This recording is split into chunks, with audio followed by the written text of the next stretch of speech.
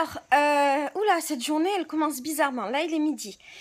J'étais censée passer ma journée à la Gay Pride et après ce soir, je devais aller à un congrès de salsa avec Farid à Saint-Tropez.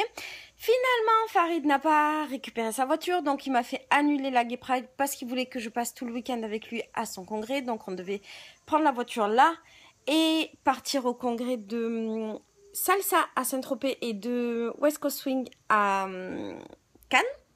Et finalement, Farid vient de me rappeler pour me dire que il ne se sent plus de faire la route. Donc, je vais peut-être aller à la Gay Pride. Voilà. Donc, je ne sais pas où cette journée va nous mener. Mais elle nous mènera forcément quelque part. À tout à l'heure. À la recherche de la claquette. Perdue. Mais où est passée ma claquette? La question, c'est pas les jeunes qui sont les. Aïe, aïe, aïe. Quelle idée de jeter mes claquettes par la fenêtre, franchement. Quelle idée. Bon, on cherche la claquette. On la trouve pas. On la trouve pas du tout, ma claquette. Toujours rien. On s'en fout de toi. Va chercher ma claquette. Allez, va chercher ma claquette, chat. Sert à quelque chose. Là, tu te fais un bobo, toi. Va chercher ma claquette. Voilà, cherche. Alors là, on est sur la route de l'au-delà. C'est une route qui fait vachement peur parce qu'il y a des virages partout et qu'il y a plein de gens qui sont morts et du coup, cette route a la réputation de tuer les gens et d'avoir des fantômes dedans. C'est ça l'histoire? La route de l'au-delà, c'est ça l'histoire ou pas? La dame blanche. Ah, il y a la dame blanche aussi. Ah oui, parce qu'en fait, il s'est passé plein de trucs dans cette route de l'au-delà. Je te montre où elle est la dame blanche. C'est le rocher blanc, tu vois. Et on va voir où est la dame blanche. Mais il faut que je te dise que le chemin est absolument magnifique. Je vais te montrer. C'est trop beau ici. Ouais. Regarde comme c'est beau. C'est quoi, Farid, ça? C'est le lac ou l'étang? Il n'y a pas de lac. Il n'y a pas de lac. Bon, bah c'est l'étang. C'est pas un lac. C'est l'étang de quoi? De Berre. De Berre. Je croyais que tu allais dire de ta mère. Alors là, tu me déçois. Ah, tu me déçois beaucoup.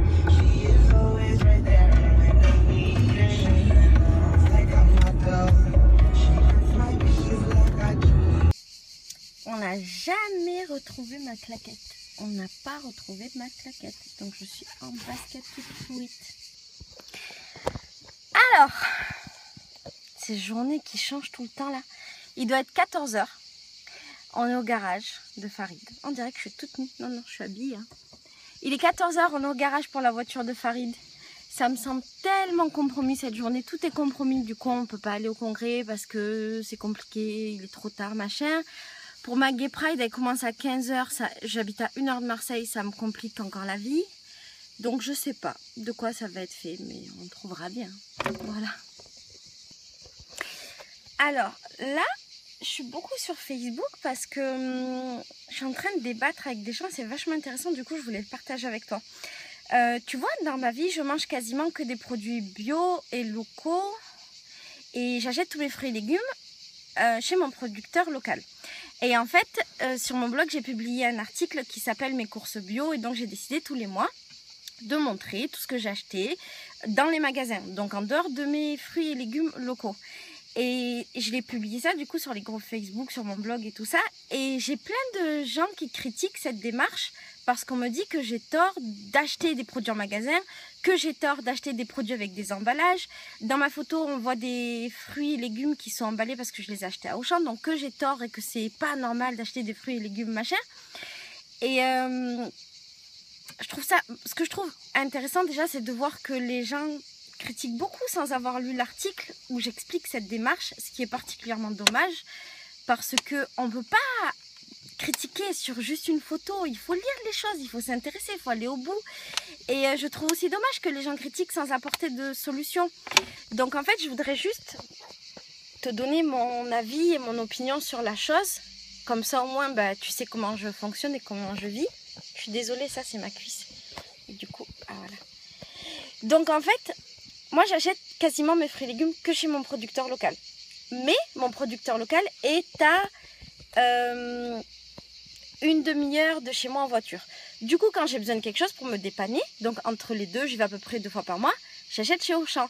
J'ai conscience du fait que chez Auchan, mes fruits et légumes, ils sont emballés, que des fois, j'achète de la salade déjà prête, emballée.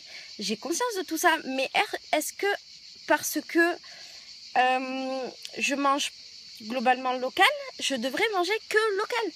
Est-ce que c'est si grave que ça de ne pas être dans l'extrême quand on est dans une démarche? Est-ce qu'on n'a pas le droit juste de dire, ben moi je tends vers quelque chose, j'essaye de m'améliorer, je partage ce que j'essaye de faire et je suis pas parfaite et on n'est pas parfait. Et je suis persuadée que les gens qui critiquent cette démarche, eux-mêmes ne sont pas parfaits. Peut-être que eux, ils mangent que des fruits et légumes locaux mais qui se lavent avec des shampoings chimiques et ils utilisent des produits chimiques. Peut-être que eux, ils regardent la télé et ils se font... Et peut-être que eux-mêmes, ils ont... Comment dire? Pas ils regardent la télé, c'est pas ça que je veux dire. Peut-être que eux-mêmes sur plein d'autres trucs, ils sont victimes de cette société de consommation. Et peut-être que leur démarche, elle n'est pas parfaite. Ou peut-être qu'elle est parfaite. Et si elle est parfaite, ben très bien, dans ce cas-là, qu'ils m'apprennent. C'est ça que je trouve dommage. Quand on critique quelque chose, je trouve qu'il est intéressant d'apporter quelque chose derrière de constructif. Du coup, je demande à ces gens, et toi, quelle est ta solution? Comment tu fais? Dans ce cas-là, si mettons, comme moi, autour de toi, tu n'as pas de vrac, ce qui est mon cas, tu vois, j'ai eu des critiques parce que je consomme encore des produits avec des emballages, même si j'en consomme peu parce que je fabrique beaucoup de choses. Mais les gens n'ont pas pris le temps d'aller voir sur mon blog. Donc, je veux bien qu'on me dise qu'il ne faut pas le faire, mais apprenez-moi, expliquez-moi. Tout le monde n'est pas au bout de la démarche, donc c'est intéressant de partager. Donc, je te donne mon cas. J'habite dans une petite ville. Le premier magasin de vrac près de chez moi, il est à 1 heure. Mon maraîcher, il est à une demi-heure. Est-ce que dans ce cas-là, il est plus intéressant de prendre ma voiture, de consommer de l'essence et de l'énergie pour aller dans un magasin vrac qui sera à 1 heure de chez moi? Ou il est plus intéressant de se dire, ben, sur certains produits, je fais une exception et je les prends à Auchan. Est-ce qu'il est intéressant de dire, Auchan c'est le mal? Moi j'ai vu ça dans les commentaires, il faut absolument pas acheter dans les grandes surfaces, c'est mal, machin, machin. Ok, mais est-ce qu'il est intéressant d'être autant extrémiste? Est-ce que si je consomme un petit peu dans un magasin comme Auchan, je fais tant de mal que ça à la planète? Voilà, c'est mieux d'aller dans un magasin de vrac en utilisant de l'essence ou de consommer un peu chez Auchan. D'autant que, en vérité, quand je consomme quand même un peu chez Auchan, je fais marcher aussi, je crois, mais je suis pas économiste, hein, donc je te dis ça juste avec mon petit cerveau de fille, tu vois, qui est pas économiste et qui a pas fait d'études là-dedans et qui machin. Mais je fais quand même marcher une certaine économie locale dans un sens parce qu'il y a des gens qui travaillent dans Auchan, il y a des gens qui ont un salaire, il y a des gens dont la famille dépend de Auchan. Donc, est-ce que c'est si mal que ça à 100%, tu vois? Je suis pas sûre. Je me pose vraiment des questions à ce sujet et je suis très curieuse d'avoir ton avis. Mais s'il te plaît, est-ce que tu pourrais me donner un avis qui soit constructif et intéressant et pas juste envoyer des critiques? Parce que tu sais, des critiques, c'est des trucs négatifs que tu envoies sur les gens. Et déjà, d'une part, eh ben, ça n'apporte rien d'être méchant dans la vie. Et puis d'autre part, ça peut être blessant. Tu vois, moi, je suis une personne forte qui n'a jamais fait cas des critiques des gens. Généralement, quand je vois une critique, je la calcule pas, sauf si elle est constructive. Et dans ce cas-là, j'essaye de comprendre et j'essaye de voir si ça m'intéresse ou pas de suivre ce qu'on me dit. Parce que je suis consciente du fait que la personne peut dire quelque chose de très vrai et de très intéressant, mais je peux ne pas avoir envie de le suivre. Ça s'appelle le libre arbitre. Je crois que le libre arbitre, c'est quand même un concept qui est vachement intéressant sur Terre. Donc, du coup, je suis hyper forte. Mais tu vois là, par exemple, ben, d'avoir eu autant de trucs négatifs alors que la démarche, elle est plutôt positive. La démarche, c'est de dire aux gens, ben voilà, moi je consomme d'une certaine manière. Je te fais partager parce que peut-être ça peut t'inspirer. Ben, j'avoue que ça m'a touchée et que ça m'a fait de la peine. T'as pas ta voiture encore? C'est la roue qui est crevée. Il rentre pour mettre la voiture. Donc, j'avoue que oui, ça m'a un peu touchée, ça m'a fait de la peine parce que j'ai du mal à comprendre ce type de démarche et pourquoi les gens sont méchants en fait. La vie, elle est belle. On peut juste partager et c'est très beau de partager et c'est en partageant qu'on apprend des choses. Tu vois, par exemple, là ce matin, on m'a appris que la maïzena que j'achète, elle est pas bonne et qu'elle est pleine de pesticides et qu'elle appartient à Monsanto et que c'est pas une bonne idée. Et il y a 2-3 personnes qui m'ont dit, bah tu vois, elle est pas bonne machin, mais il y a ce truc-là qui remplace et qui est vachement bonne. Bah ça, je trouve ça génial. Merci, vous m'avez appris des trucs, franchement, c'est trop bien. J'ai pas la prétention de tout savoir, je suis une novice dans ce domaine. Donc c'est bien que vous me partagiez, je suis jeune, j'ai 30 ans. Il y a des adultes qui sont plus grands que moi, qui connaissent plein de choses. Ben, tant mieux s'ils m'apprennent des choses. Là, il y a une copine blogueuse qui s'appelle Karine et qui m'a appris par exemple qu'on pouvait fabriquer sa crème de riz. Tu vois, moi j'avais pour idée de fabriquer le lait d'amande, mais je ne l'ai pas encore fait. Donc j'achète du lait d'amande en briques, ce qui effectivement crée un déchet, mais que je vais amener dans des trucs pour qu'ils soient recyclés, mais ça crée quand même un déchet. Et elle m'a appris qu'on pouvait créer soi-même sa crème de riz. C'est génial, parce que j'apprends quelque chose. Je ne sais pas tout, et on ne sait pas tout. Et c'est ça le partage, c'est d'apprendre tous ensemble et de s'améliorer et de grandir ensemble. Donc voilà, grandissons ensemble, apprenons des choses. Et si je fais des choses que tu estimes être mal, eh ben, apprends-moi, je prendrai avec grand plaisir.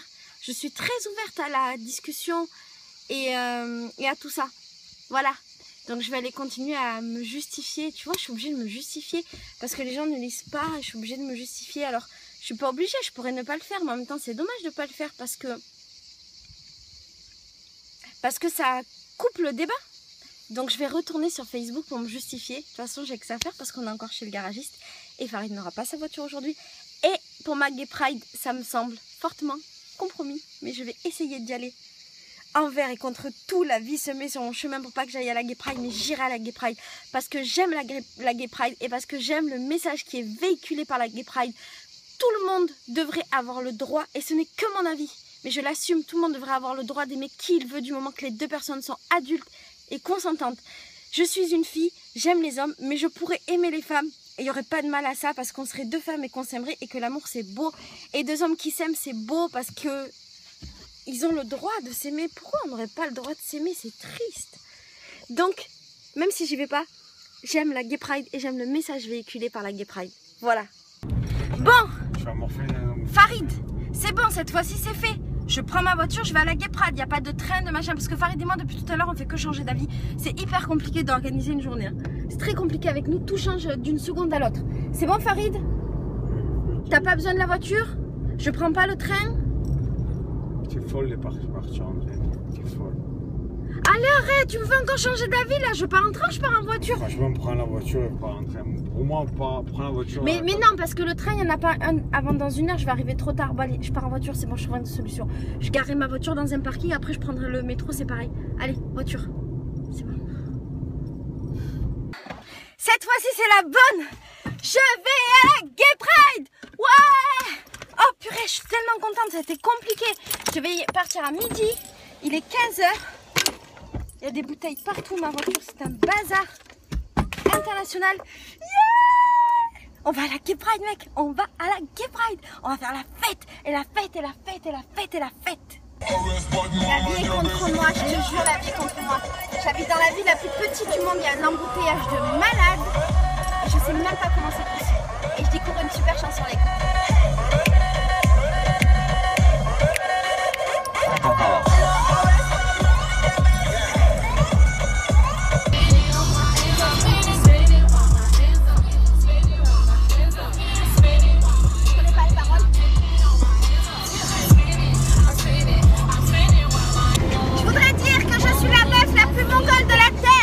Je me suis trompée de sens d'autoroute et là je suis en train de rentrer vers chez moi. J'en ai marre de moi-même.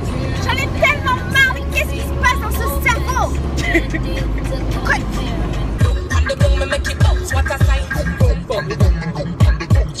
Bounce up, Nicky bounce up, Nicky bounce up, bounce up, Nicky bounce up, Nicky bounce up, bounce up, Nicky bounce up, Nicky bounce up. That's what she a want, my girl, make your bounce up, Nicky bounce up. And the gun me make it bounce, what a sight. That's what she a want, my girl, make your bounce. Me make it bounce on the left, bounce on the right.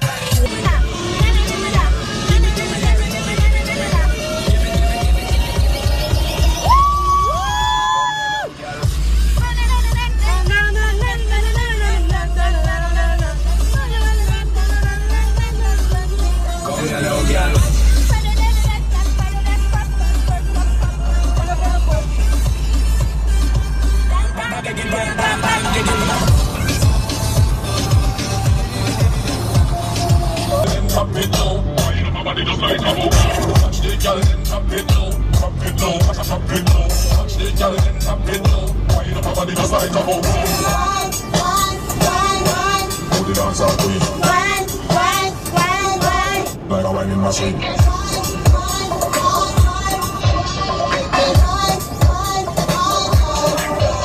Alors pendant que toute cette foule-là va faire les magasins, oh tu vois pas, je peux pas zoomer.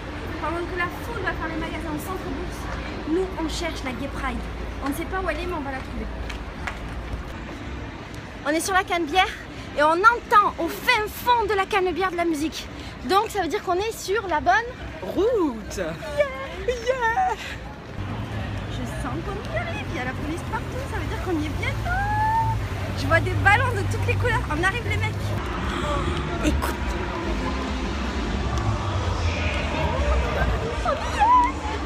On a trouvé le cortège, ouais.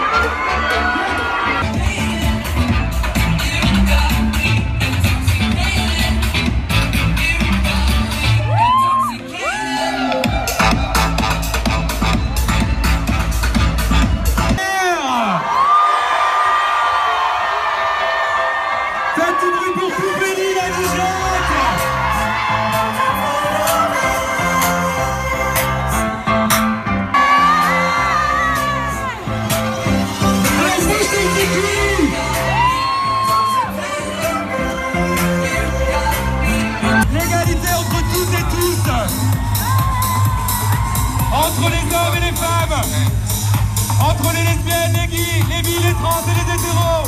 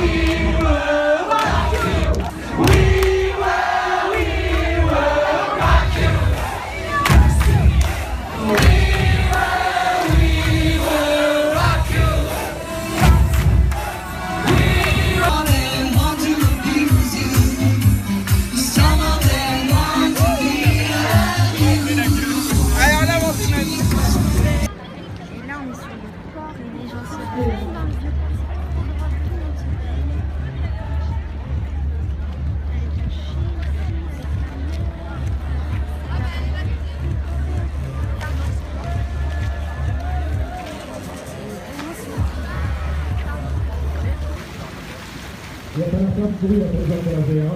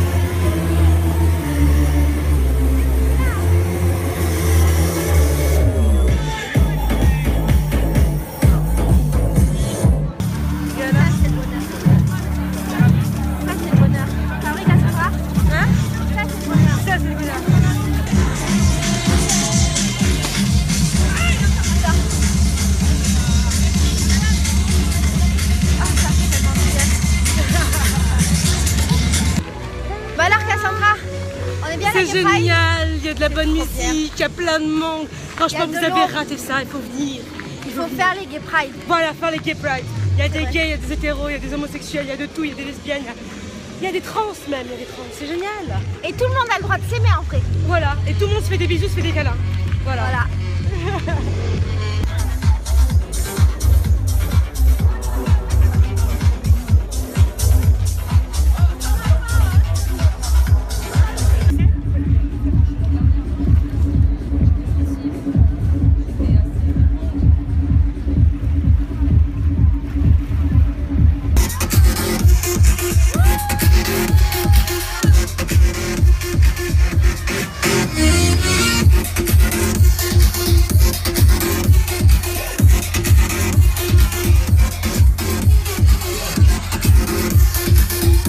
S'il vous plaît. Merci.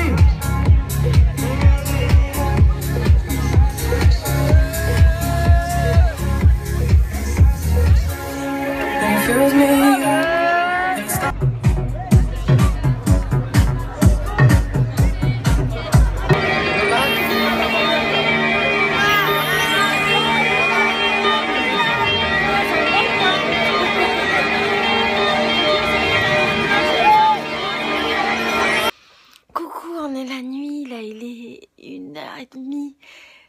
J'ai pas pu trop filmer la fin parce que j'avais plus de batterie. En gros, on a terminé la fête, il était 23h. C'était génial, on a rencontré plein de gens. J'ai adoré la Gay Pride, là j'ai du mal à m'en remettre parce que dans ma tête il y a encore trop de musique et je danse encore dans ma tête. Bon, en gros, c'était super. J'ai adoré faire partie et participer à la marche des fiertés. Et oui, chacun devrait être fier de ce qu'il est. Et c'était magnifique de voir autant de gens qui s'assumaient, qui étaient heureux, qui étaient libérés. Autant de filles qui étaient naturelles et qui étaient belles. Et autant de garçons qui étaient heureux dans leur vie. Et c'était génial. Donc voilà, si t'as jamais fait la Gay Pride, fais la Gay Pride. Essaye et tu verras, tu vas t'éclater. Voilà, c'est la fin de ce vlog. Je te fais des milliers de bisous. Je t'envoie plein d'amour. Je t'envoie de l'amour bisexuel, homosexuel, trisexuel, hétérosexuel. Je t'envoie de l'amour avec des garçons, des filles qui deviennent des garçons qui deviennent des filles. Tout ça mélangé dans toi. Voilà. Ça fait beaucoup de choses dans toi. Mouah.